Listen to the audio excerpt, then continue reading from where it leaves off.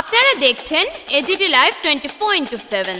आप देख रहे हैं AGT live 24/7। You are watching AGT Live 24/7। সকলে অবগত আছে এক কঠিন পরিস্থিতি বিরাজ করছে এবং এর পেছনে যারা মূল দায়ী ভারতবর্ষে তাদের তিনজন হচ্ছে, প্রধান তিন ব্যক্তি হচ্ছে মোহন ভাগবত, নরেন্দ্র মোদীজি এবং স্বরাষ্ট্রমন্ত্রী দেশে অমিত শাহজি। আমাদের এটা একটা প্রতীকী প্রতিবাদ। আমাদের বক্তব্যের মূল নির্যাস এই ফ্লেক্সেই উল্লেখ করা আছে। এই দেশে আর্থিক যে সংকট বা অন্যান্য সামাজিক সংকট, কর্মসংস্থানের সংকট, এগুলির চাইতেও সবচাইতে গুরুত্বপূর্ণ যে বিষয়গুলি, সেই বিষয়গুলি এখানে উল্লেখ করা আছে। তাই আজকে আমরা অমিত শাহ যে এখানে এসেছে আরেকটা দেশে ভয়ঙ্কর ষড়যন্ত্রকে সামনে রেখে, যার কিছুটা আজ গতকাল আমার ধারণা অমিত শাহজিকে খুশি করার জন্যই রাজ্যের মাননীয় মুখ্যমন্ত্রী এআই প্রযুক্তি প্রসঙ্গে দিল্লিতে যে আন্তর্জাতিক সম্মেলন, সেই সম্মেলন প্রসঙ্গে কথা বলতে গিয়ে হিন্দির উপকারিতা, উপযোগিতা, প্রয়োজনীয়তা বিষয় নিয়ে সেখানে উল্লেখ করেছে। আমরা এখানে উল্লেখ আছে ভাষা সন্ত্রাস সৃষ্টিকারী। আজকে তো এটা জানেন সকলে, আমি বেশি কথায় যেতে চাইছি না, যে আজকে এই সম্প্রতি মোহন ভাগবত বোম্বেতে সরকারি অর্থে 100 বছর পূর্তি তাদের যে অনুষ্ঠান, সে অনুষ্ঠানের থেকে উনি বলেছেন যে ভারতবর্ষে প্রধান সমস্যা হচ্ছে অনুপ্রবেশের সমস্যা। এই অনুপ্রবেশকারীদের চিহ্নিত করার সহজ উপায় হচ্ছে ভাষা। কে কী ভাষায় কথা বললো এ দিয়ে চিহ্নিত করা যায় অনুপ্রবেশকারী।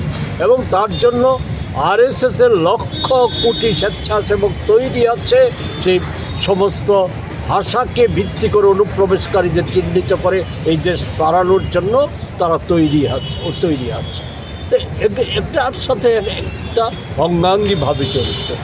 আজ থেকে 7 মাস আগে আমাদের স্বরাষ্ট্রমন্ত্রী অমিত শাহজি বলেছিলেন যে আমাদের দেশে এমন একটা অবস্থা তৈরি করতে হবে খুব দ্রুতই, যে এই দেশের মানুষ ইংরেজি ভাষায় কথা বললে পর লজ্জা বোধ করবে, অপমানিত বোধ করবে এবং ইংরেজি ভাষাকে অবজ্ঞা করবে।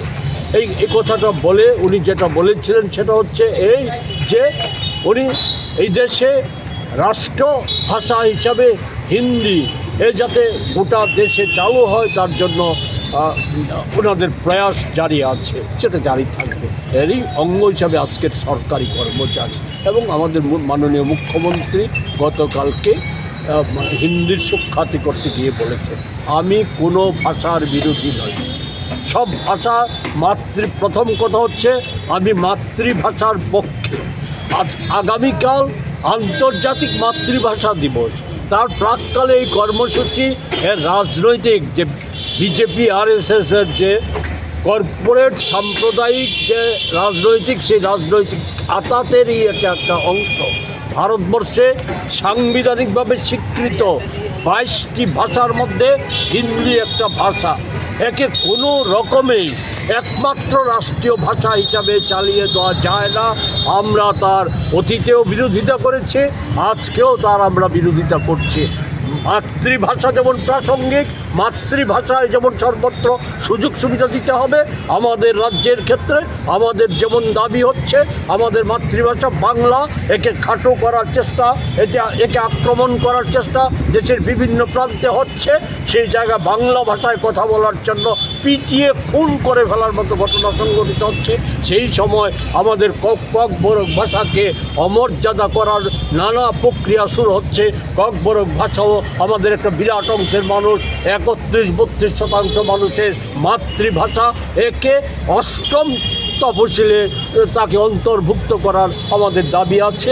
সব ফলে এই বিষয়গুলি নিয়ে আজকে প্রতীকী প্রতিবাদ জানাতে আমাদের দেশের এই যে স্বৈরাচারী ব্যবস্থা কায়েম, ভোট চুরি, এই সমস্ত যে অন্যতম নায়ক অমিত শাহজির এই রাজ্যে পদার্পণ, এটা আমরা কোনো মতেই ভালো চোখে দেখছি না। একে আমাদের তো স্বাগত জানানোর প্রশ্নই নেই। সেই কারণে আজকে আমরা এই প্রতীকী প্রতিবাদটুকু আমরা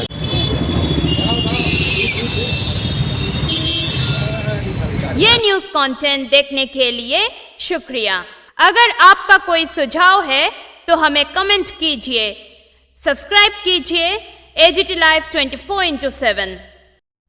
Thanks for watching AGT Live 24/7.